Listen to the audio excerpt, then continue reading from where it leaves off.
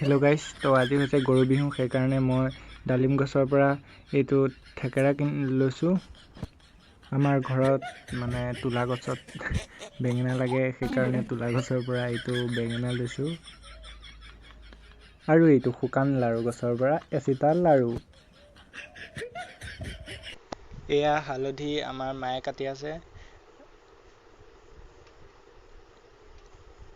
আৰু এয়া পানীলাও আৰু বেঙেনা, মানে লাও বেঙেনা চব দিব লাগে ন, সেইকাৰণে পানীলাও আৰু বেঙেনাখিনি মই কাটিছোঁ আৰু পানীলাওখিনি মই কাটিছোঁ। মানে আগৰ দিনত চবেই পতাতে মাহ হালধি পিছে, কিন্তু আজিকালি চবেই মিক্সিতে পিছা হ'ল বাৰু, পতাত কোনেও নিপিছা হ'ল।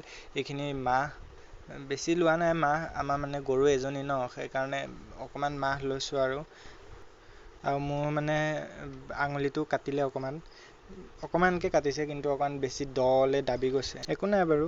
আৰু এয়া হালধিও মিক্সিতে পিচিছে, হালধি অকণমান বেছিকৈ পিচিছে, মানে হালধি দি গা ধুৱাব লাগে ন, সেইকাৰণে অকণমান বেছিকৈ পিচিছে। আৰু আমি এয়া আহিছোঁ গা ধুৱাবলৈ।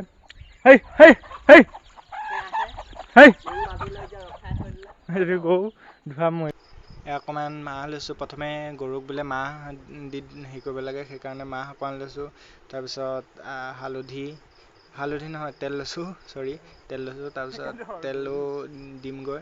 এজনী গৰুজনী অকণমান ভয় লাগে খুচিয়াৰ কাৰণে, যেনে তেনে দিছোঁ। আৰু দেউতা নাই যে, দেউতা অহাৰ পিছত ভালকৈ বাৰু ধোৱালোঁ। আৰু ভয় কৰিলেও নহ'ব, হালধিটো দিবই লাগিব। আৰু সেইকাৰণে ভয়ে গৈ পেলাই হালধিকণো লগাই দিলোঁ। পিছত দেউতাই ধুৱাইছে বাৰু, আমি ধুওৱা নাই, আমি ধুই দিছোঁ, দেউতাই ধুৱাইছে। এতিয়া দেউতা আহিব, তাৰপিছত বহি লওঁ, তাৰপিছত আমি এজনী গৰুকে আমি তিনিটাই গা ধুৱাই আছোঁ। ওচৰৰ ভাইটি এটা আহিছিলে, ভাইটিটোৱে কেমেৰাটো ধৰি দিছে। আৰু এই সৰু ল'ৰাটো আহিছে, সি গা ধুৱাবলৈ, কিন্তু ইমান ভয়, সি গায়ে নুধুৱায়।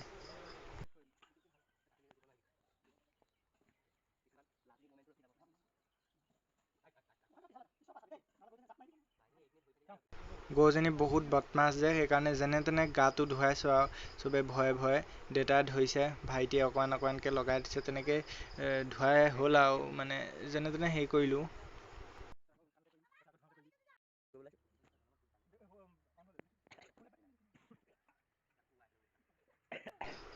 এইটো আপোনালোকে ভাবিছে গৰুজনীক কিবা কষ্ট দিছোঁ, গৰুজনীক একো কষ্ট দিয়া নাই। মানে হালধি খুওৱা নিয়মটো আছে ন, হালধি গৰুজনীয়ে নাখায়, সেইকাৰণে এনেকৈ পেলাই জোৰ জবৰদস্তি খুৱাব লাগে। আৰু বাকী একো কষ্ট দিয়া নাই, হালধিকণ খুৱাবলৈ এনেকৈ হেৰি কৰিছোঁ। আৰু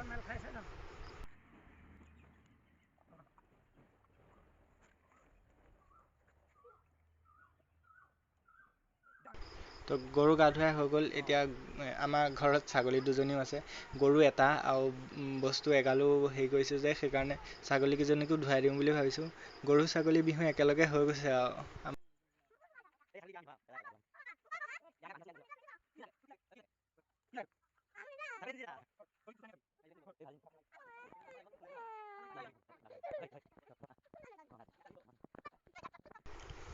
গৰুজনীক ধুৱাবলৈ ইমান কষ্ট হ'ল, কিন্তু ছাগলীকেইজনীক ধুৱাবলৈ ইমান কষ্ট হোৱা নাই। বহুত মানে ভালকৈ পাতি দিছে, আৰু সৰু ন, ধৰি থাকিব পাৰি, একো নকৰে, নলঠিয়াই বা নোখোচে, একো নকৰে। সেইকাৰণে ধুনীয়াকৈ আমি দুটাই ধুৱাব পাৰিছোঁ। আৰু নহ'লে দেউতা লাগিলে হয়।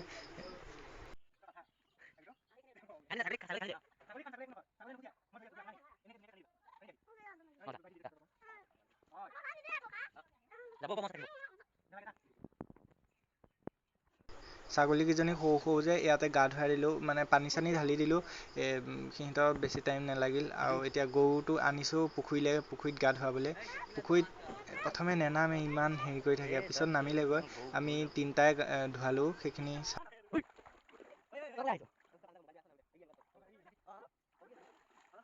সঁচা কথা, মই গৰু ধুৱাবলৈ নাজানো, মানে কি, এনেকৈ হেৰি কৰিবলৈ নাজানো ইমান ভালকৈ। তথাপি আমাৰ ভাইটি আৰু লগৰ ওচৰৰ ভাইটি এটা আছে, তিনিটাই মিলি যেনে তেনে গৰুটো এটা গৰুহে গা ধুৱালোঁ। আৰু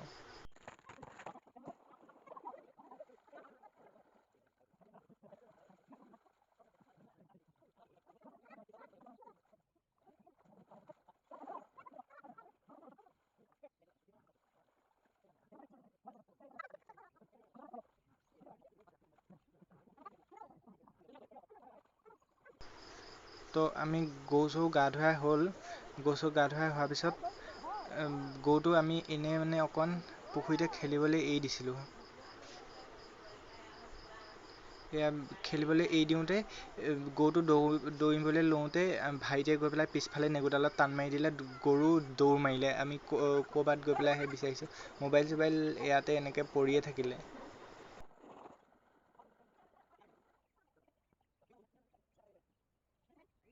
চব গৰু পিছে পিছে দৌৰিলে, মোবাইল ইয়াতে পৰি থাকিলে বহুত সময়, আধা ঘণ্টা নহয় 10 মিনিটমান হ'ব মোবাইল তেনেকৈ পুখুৰীৰ ওচৰতে থাকি গ'ল, ভিডিঅ' হৈয়ে থাকিলে।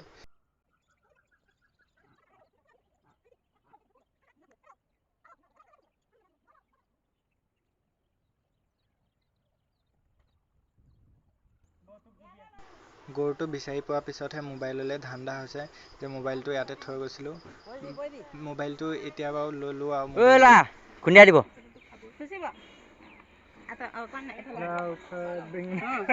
জুজুকে মাৰ। গৰুলে মাৰি দে, গৰুজনী গাত মাৰ, আধা বাৰ আমাৰ গাতে নপৰিলে।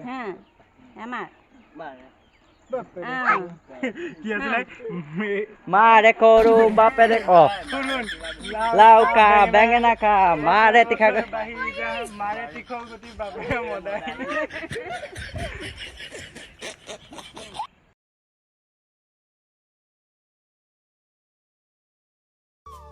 তো ভিডিঅ'টো আৰম্ভ কৰাৰ পৰা মই কথাই কোৱা নাই, মানে মই ভালকৈ ওলোৱাই নাই, ইণ্ট্ৰ'টোও মই নিদিলোঁ, কাৰণ মানে ঘৰত মানুহ থাকে ন, মানুহ থাকিলে ঘৰত কথা ক'বলৈ বেয়া লাগে। এতিয়া আমি 3টা আছোঁ অকলে অকলে গা ধুই পুখুৰীত, সেইকাৰণে কোনো নাই যে, সেইকাৰণে অকণমান কথাটো কৈছোঁ আৰু। তো আজিৰ পৰা বিহু আৰম্ভ, গৰু বিহু। তো সকলোলৈকে গৰু বিহুৰ শুভেচ্ছা জনালোঁ আৰু বহাগৰ বিহুৰ শুভেচ্ছা জনালোঁ।